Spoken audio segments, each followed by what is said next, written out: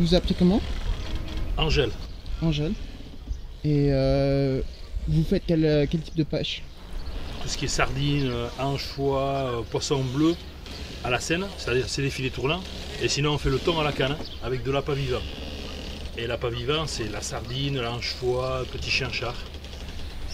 J'ai commencé à l'âge de 18 ans et j'étais pendant 18 ans patron pêcheur sur un bateau. Et après je suis parti, j'ai changé de métier complètement. Je suis devenu menuisier. Et maintenant je suis revenu à la pêche depuis 8 mois.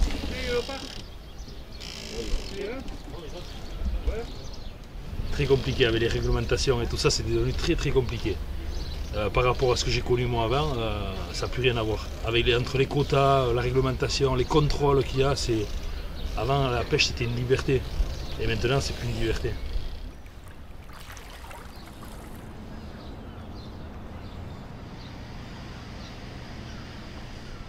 Je m'appelle Sugré Jean-Baptiste, j'ai 36 ans et je pêche le merlu et le thon et la dorade, un peu tout quoi. Voilà. Mon père est pêcheur, moi maintenant je suis pêcheur, on est la 4e génération de pêcheurs ici quoi, à Saint-Jean-de-Luz. Et puis voilà, puis peut-être qu'il y en aura une 5e, on verra. Un jour typique pour nous c'est 2 h du matin. On part à 2 h du matin, on rentre vers 14 h. 13 h, 14 h. Et après voilà, c'est un boulot de passionné quoi. Il y a 25 ans. Ouais. C'est fabriqué ici? Ouais, bah, c'est une coque. La coque elle est de Guernesey. Donc on fait ça presque toute l'année maintenant. Ça dépend des quotas après. Des quotas de pêche. Parce qu'après pour le thon et puis les quotas c'est compliqué. C'est très compliqué. Ouais, bonjour monsieur. C'est juste pour confirmation, je comprends que vous n'avez rien pêché en matière de thon. Ouais, c'est correct, hein. C'est correct, hein. On n'a pas fait de prise, hein. Et on vient juste de votre port, là. Ouais, c'est tout bien prêt, c'était pour confirmation, je vous remercie, à plus tard. Dans l'année, c'est plus simple, quoi, le merlu. Il y a plus de quotas que... On n'a pas trop de problèmes pour pêcher le merlu, quoi. Pour l'instant. Et là, vous faites quoi? La vidange. Et vous le faisiez tout le temps? Ouais. Chaque jour? Non, toutes les 200 heures. Toutes les 200 heures de marche. On fait une fois tous les 15 jours en gros. Quoi.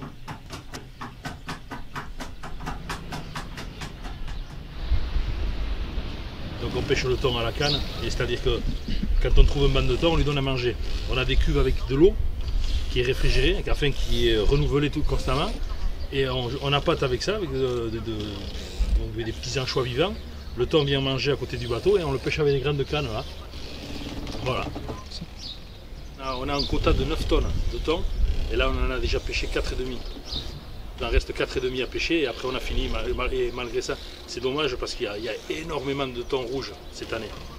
Et non, putain, le truc il a dû rentrer, il a dû un morceau dans la veine parce que s'il est monté là, c'est dans la veine. Hein. Ouais, il est monté, au téléphone, il m'a dit. Et vous êtes basque, vous? D'origine espagnole. Moi, c'est mes parents qui sont venus. Ah ouais. Mes parents sont venus en France quand ils étaient tout jeunes et tous mes frères et sœurs on est tous nés en France. Ah mais là il a pas fait, il logeait là. Il a pas fait encore. Ah, putain. Bon, on va aller chercher ça. Non, poubelle ça. La poubelle. Allez, ça de nettoyer Ah oui, voilà, déjà. Ouais, j'en prends de ça. C'est bien ça.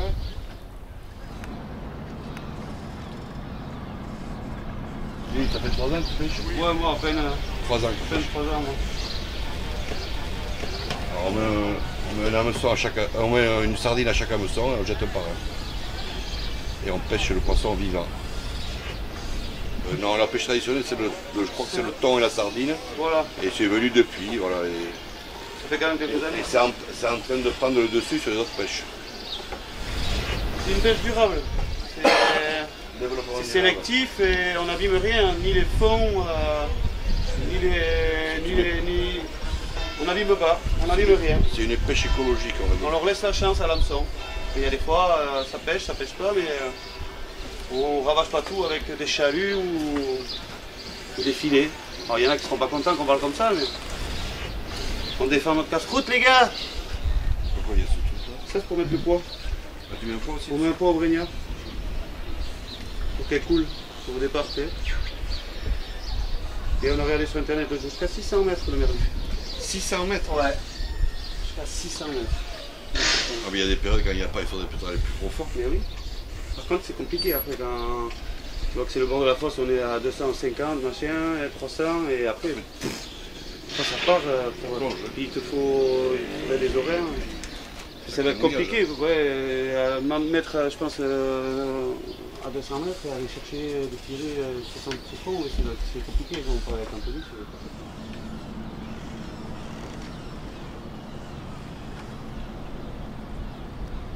C'est lesquels? C'est celles qui sont en haut. Voilà. Et la corde qu'on voit qui est accrochée à la canne, il y a une corde qui est accrochée en haut de la canne. C'est pour se s'aider car c'est des gros poissons. Il y a un gars qui reste en haut et qui tire, qui se sert de la poulie, on voit le retour là. Ça c'est pour tirer le filet. Quand on fait la vivant, on a un filet avec la petite maille.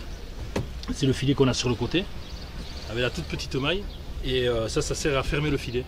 On appelle ça une scène. Et ça nous permet d'attraper le poisson vivant.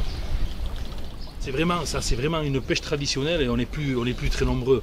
On est ici dans le fond du Golfe, même dans toute la France, et je crois qu'on n'est que 4 ou 5 bateaux à le faire. Après l'Espagne, les Espagnols sont canneurs, à bloc.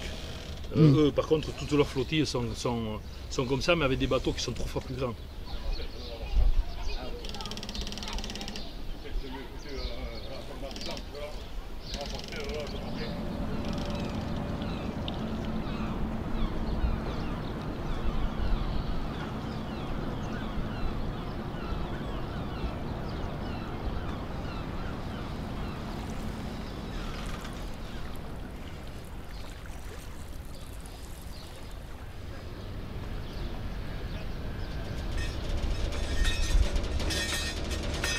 Ça fait 20 ans que je suis ici. Et vous êtes d'où d'origine? À côté des Ventrechous là-bas, à côté de la Vendée. Et pardon, j'avais pas entendu très bien. Vous faites de la pêche depuis quand? Depuis quand? Depuis que je suis sorti de l'école, depuis mes 17 ans. Waouh, ça fait beaucoup de temps, non? 17, ça fait 20 ans, on va dire. Et vous aimez beaucoup?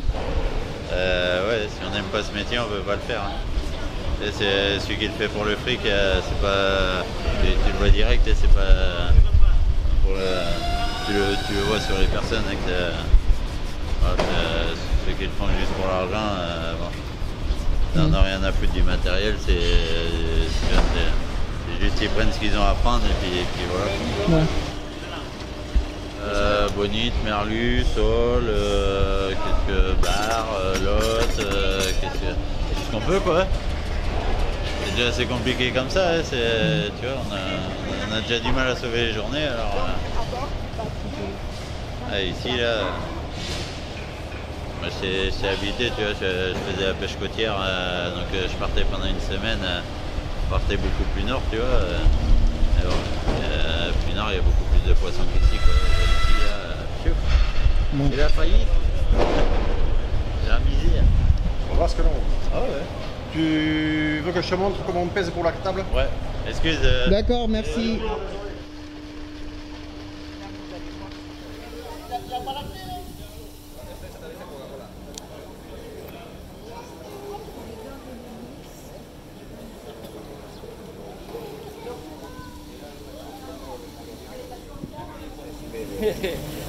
Yo desde los 12 años. 12 años en vacaciones en verano, pero fijo luego desde los 16. Somos la quinta, sexta generación. Bueno, aquí dentro tengo a mi hijo. Mi padre fue, mi abuelo también, mi bisabuelo también. Entonces, sí, pero igual esta ya se acaba. Él sí quiere seguir, pero hay muchos problemas ahora. Hay mucho burocracia, mucho papel, muchas cosas que hacer. Esto es chicharro. Chicharro. Pero esto utilizamos para dar de comer, para pescar los atunes.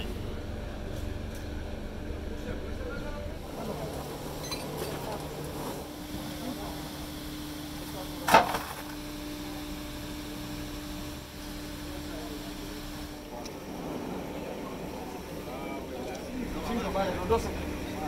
Arriba, arriba, arriba, arriba.